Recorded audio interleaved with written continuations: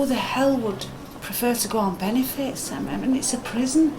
Benefits are not a lifestyle choice. I don't know anybody who would choose to live on benefits rather than work when they were able to. It is difficult being on benefits because I want to earn my own money and I can't, and it feels like I'm scrounging, which I hate.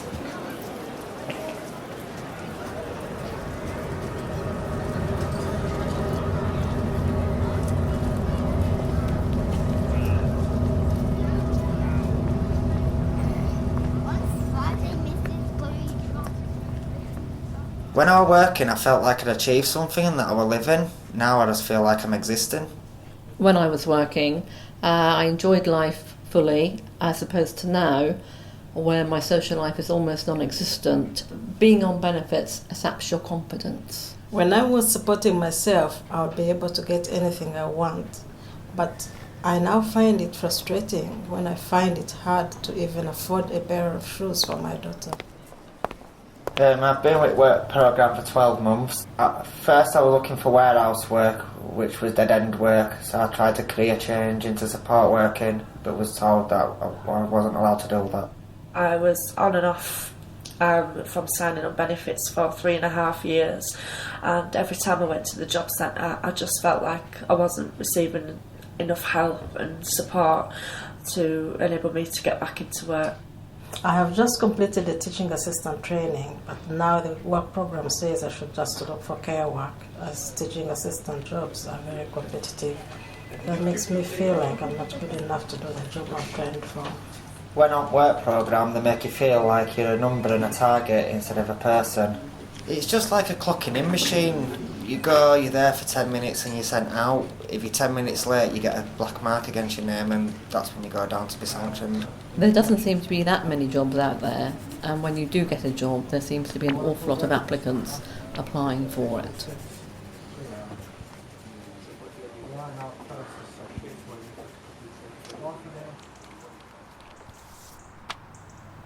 With all these welfare reforms, first it's the DLA, then the bedroom tax, it's just constant anxiety.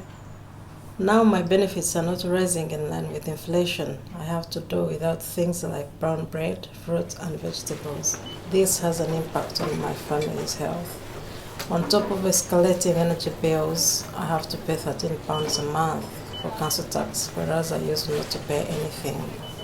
It's led me to feel powerless and fearful, and I'm fed up of eating mouldy bread and drinking milk on the turn.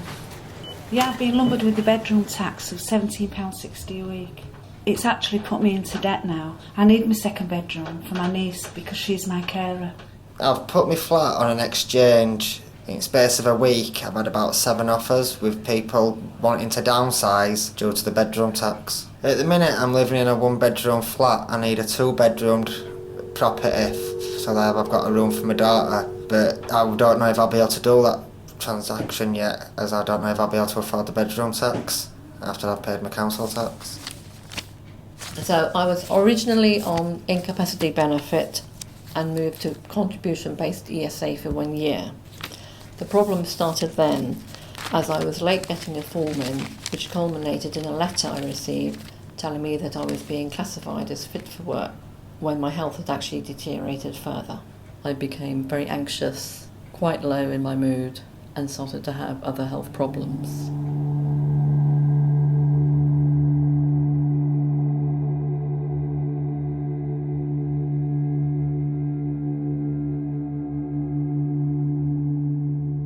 I was on the best course, and I dismissed myself off of it because I was wrongly informed that I was allowed on the music best course. I see my job centre advisor more or less the next day, and she said you're being sanctioned because you weren't supposed to do that.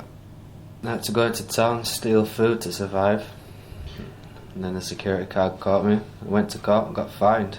One of the worst things that happened because of my sanction was I lost my house because I couldn't keep up with the payments. If it happened to me, I'd have nowhere to take my daughter to on a weekend, therefore I wouldn't be able to have contact with her until the situation was sorted.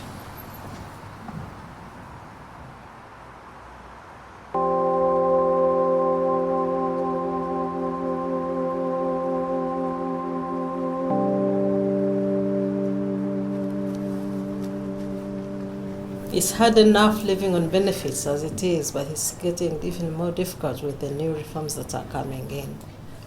The impact of new reforms is worry, the depression, also worrying about everything, and you feel everything is getting on top of you. I've ended up on antidepressants now. So the new changes to the disability living allowances coming into play means that when I'm reassessed next year, it's probably likely I won't qualify for it. It will have a huge impact because the money I receive for that goes on taxis to the hospital and also for my medications. You know, with all these welfare reforms, the future just looks bleak. I can't see any good whatsoever coming out of this. I can't see where anybody except the rich are going to benefit from this.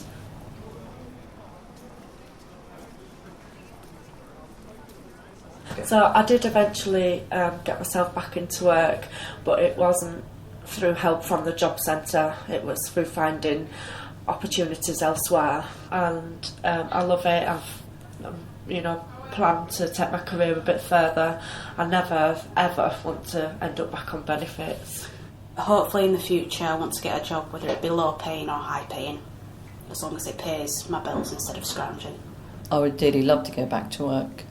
It's very hard to think about the future because I don't know how my health will be. Certainly any further changes to the benefit system that affect me, I think, will have a detrimental effect. You don't see a future or find a future whilst living on benefits. I hope I find a job soon because I have really had enough of being on benefits.